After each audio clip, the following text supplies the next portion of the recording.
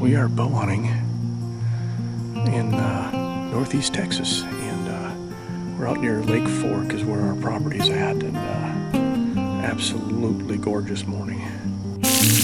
Folks, this right here is one of the many reasons that I hunt. There, they're looking at us now. Yeah, that one's wider, but this That's one cool. of it. That should be a good picture right there if you can get them both. Welcome to A Sportsman's Life. We're so glad you tuned in to join us for another exciting real-world outdoor adventure right here on A Sportsman's Life.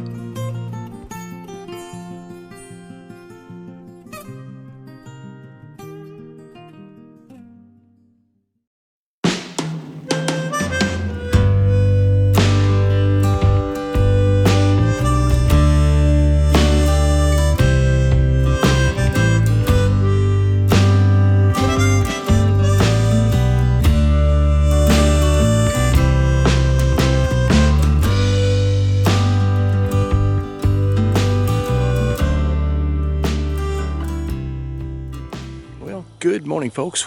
Welcome to A Sportsman's Life. We're heading out. We're going to do a little bow hunting this morning, see if we can't get on a buck, a doe, whatever we can see. We're early October. It's exactly October 8th, and an absolutely beautiful morning. A little cool, feels good. Could be cooler, but we're expecting a beautiful sunrise this morning. So we're going to head to the blind. Probably, I would say, another 30 minutes or so, 40 minutes. We'll have some daylight. So we're gonna go get set up and hang with me. Let's go get in the blind. Let's see if we can't get on a deer this morning.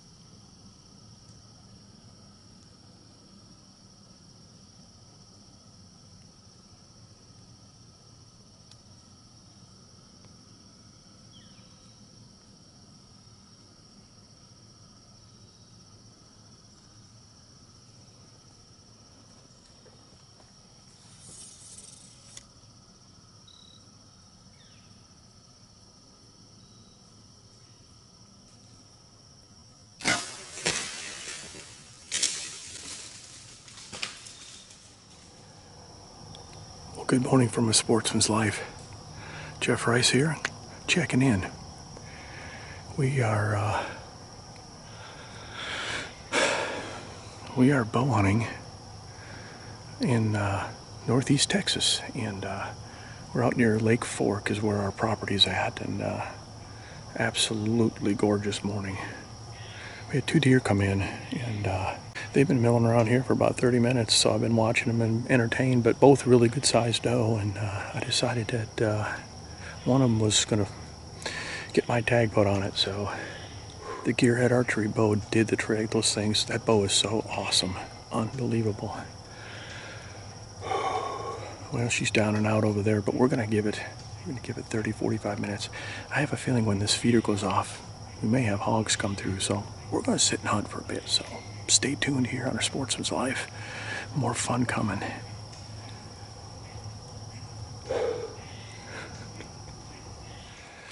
Alrighty, we're out of the stand. I'm guessing that feeder will probably go off in about a minute because it's going right on 8 o'clock, but we got this doe down, so what an absolutely gorgeous morning. As you can see, that sun is just peaking. Absolutely a beautiful day. That doe's not far right up here, so let's go take a look. Love doing this stuff. Folks, if you don't get out in the outdoors and just enjoy mornings like this, well, you're missing the boat. So beautiful out here. All right, oh, there she is. Alrighty, we've got our first venison of the season. Time to dig out my tag and get it on this girl. She is going to be some fine victuals. Venison backstrap for dinner tonight. I also got to give a shout out to Gearhead Archery. This bow is absolutely amazing, folks. Check out gearheadarchery.com. Their bows are fantastic. They have the shoot-through riser, and boy, this one's 24 inches axle to axle. Just a short guy, easy to maneuver around in a tree. And these doe came in this morning. Well, two came in. There were other ones around. I saw some later on, kind of pass through as well. But awesome morning. All right, I'm gonna go get the tractor and make easy work of this. Yep, what a beautiful animal, folks. I want to thank you for joining me on this segment of A Sportsman's Life. We're gonna celebrate her life. She gave her life for us, and we're gonna eat well. So we're gonna take her back to camp. Let's get her cut up, and I'm gonna get the grill going.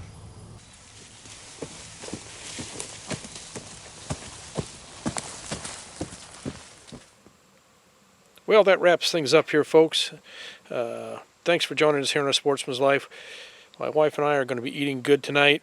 Fresh venison from this morning's harvest here at the Buck and Bass Ranch. Got us a nice doe, and it's going to feed us well. Brought to you by Dallas Safari Club, Conservation, Education, and Hunter Advocacy. Hornaday, accurate, deadly, dependable. Taurus Firearms, maker of the Raging Hunter. Trigicon, brilliant aiming solutions. Hi friends, it's Luke Clayton. Let's do some campfire cooking. What do you say? I've got everything in this little bag right here, this Ziploc bag, to create a tasty meal for old Luke here. Now, to me, you know, prepping everything, having everything ready before you get to camp, say you're hunting camp, you don't have time, or you probably don't want to take the time to dice up potatoes, do all that kind of stuff. I actually have some venison backstrap in this bag, already been seasoning, marinating for a couple of days in the fridge. Some potatoes, chopped up, ready to go, with onions, some jalapeno, a stick of butter. We're going to cook the steak in butter and garlic. So the campfire is going, it's just about ready. I'm going to kick this little grill over there and get it hot. We're going to use a skillet to cook everything in. So stick with me, let's have some fun, and let's cook the last of my venison backstrap. And folks, out of that one bag, we have our potatoes that are all chipped up with a little onion. You can probably hear those sizzling. How about some fried potatoes to go with that venison backstrap that we're about to cook?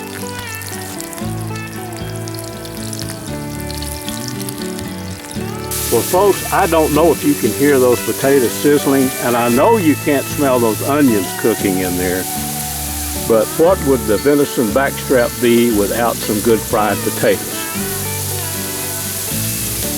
Well, friends, out of that one bag comes the 2 venison backstraps that's been marinating. Let's put them in there and let them sear in the butter. I did stick half of a stick of butter in there. It won't take that very long to cook. Also in that bag, a few jalapenos.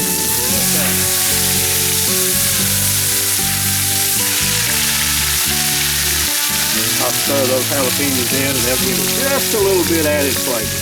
Folks, this right here is one of the many reasons that I hunt.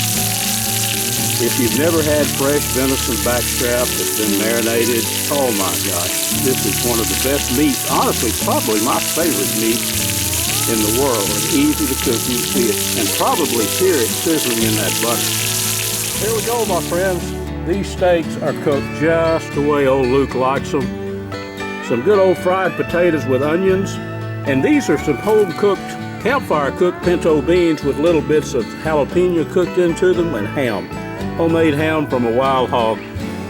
Folks, we have a lot more in our show that I think you'll enjoy. I do wish you could be here to enjoy this with me, but maybe sometime we can share a campfire together. A Sportsman's Life is also brought to you by Air Force Air Guns, AGM Global Vision, H3 Whitetail Solutions, Pyramid Air, Gear the Hunt, and Horizon Smokers.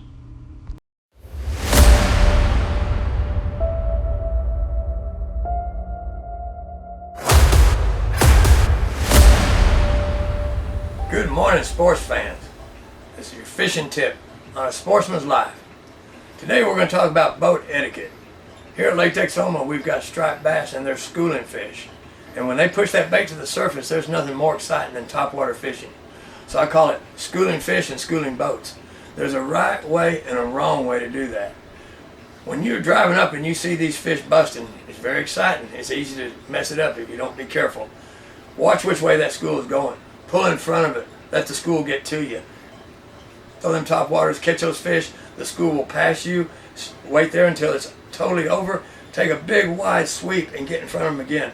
Do not drive through the fish splashing. Now, trolling is a good way to catch fish, but trolling through topwater fish is not good manners. We've got a little bit of that going on at Lake Texoma. So, if you're a troller, the best thing to do is get on the front of that school. We think that the big ones lead the pack. Just troll it back and forth. Do not drive into that school. You've got plugs coming at you, hooks in the air. It could get dangerous. So that's just a tip about topwater fishing at Lake Texoma. Schooling fish, schooling boats. Let's be safe. Hooks in the fish, not the fishermen. Conservation Today is brought to you by Hayden Outdoors Real Estate, the brand that sells the land. Visit HaydenOutdoors.com to find or sell your farm, ranch, or recreational property. And we get a lot of pictures sent to us each year, whether it's in the development stages or it's into hardhorn times. And I thought I would use this buck as a perfect example, as most of you would say, and just like I would, this is a great buck to take no matter what. I like the uniqueness, just as most hunters do. But what is the difference between bad genetics or a messed up rack and a deformity from an injury? And this particular buck right here was actually, at 3 years old, was a beautiful mainframe typical 10. We watched him get into an altercation with another buck in a field where he got kind of turned sideways and he took a horn to the back rear leg. And unfortunately, the nerve damage that deer sustained, he was not able to grow out of it. And so for 2 years, we watched him throw the same thing. And so we decided to go ahead and take him out of the herd. But there's multiple things that cause antlers to deform. One is pedicle damage. If they get damage to their pedicle, it can deform that side of the antler for the remainder of their life. There's cranial abscesses that can happen. And then there's also damages to the front part of their body and their shoulders. You know, most of us know, and if you don't know, if a deer sustains an injury to a back hind leg, like for example, this deer, this abnormality on this set of horns was on his right side, and we watched him take a horn to the left rear hind quarter. But had it been maybe his front shoulders, maybe he was hit by a vehicle, maybe he was shot low by another hunter, or whatever the case may be, but in the front side can typically cause an abnormality on the opposite end, but on the front can also cause an abnormality on the same side, but it's also known to cause an abnormality on both sides.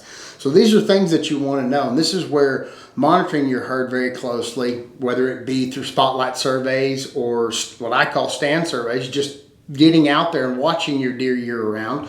And trail cameras are also another good thing that are crucial to monitoring some of these bigger mature bucks that maybe only want to move it at night and not show themselves during the day.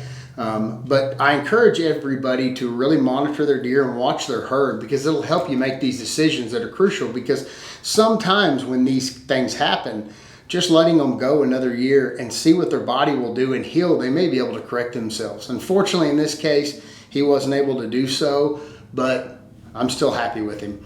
I'm Brandon Houston with H3 Whitetail Solutions. Actually, I think this buck down the road is better than just wider.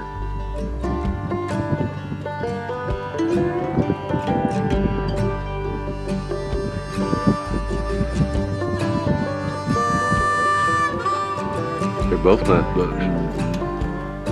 Mid 160s. Yes, sir.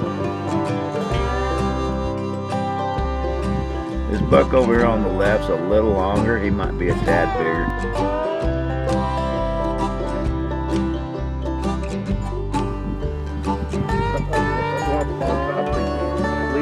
Yeah, This bottom one's got nice fronts. he does. I think he's the longer of the two. The other buck's got a little more width. Got a good back, but he splits way up. Yeah.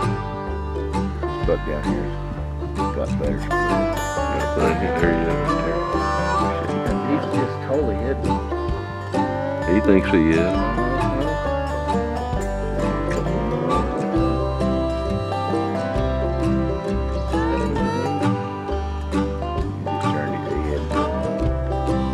Lights hitting the Yeah, that one on top there. yeah, this one turned. This one's got good. There you go. I'll get it now. Here we go. Walk out in there and show him, son. There you go.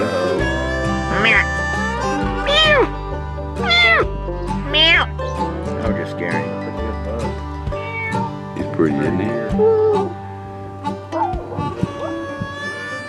He's walking up there to that other one Yeah, now. see his buddy. The other one's an older dude. You can tell by his face. Yes, sir, he is. This one in front doesn't really look that old, actually. No, he doesn't. I agree with you. I'm looking through the camera, but You just walked right by him.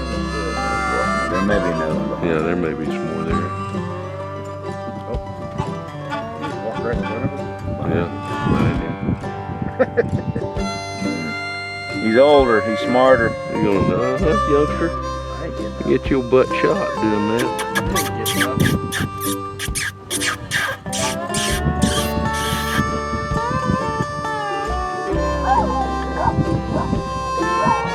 He's listening, but he ain't paying much attention.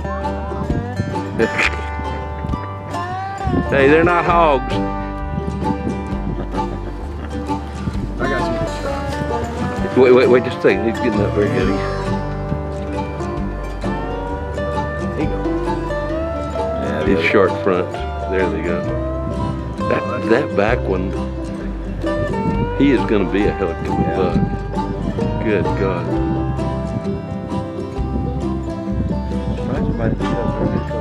I keep thinking there's two more.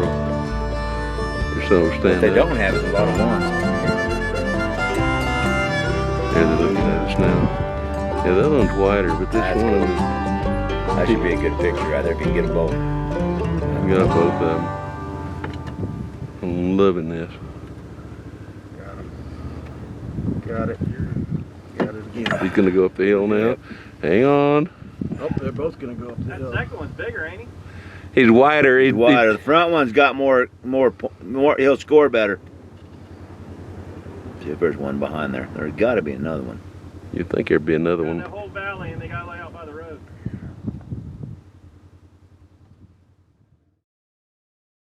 Folks, thanks so much for joining us. This segment of our show is brought to us by Gearhead Archery, Snaplock Hunting Blinds, Smoking Texas Electric Smokers, TRHP Outdoors, Ultramatic Feeders, and Catfish Pro Catfish Bait and Catfishing Supplies. Make sure and tune in next week. We'll have another exciting show ready to go for you.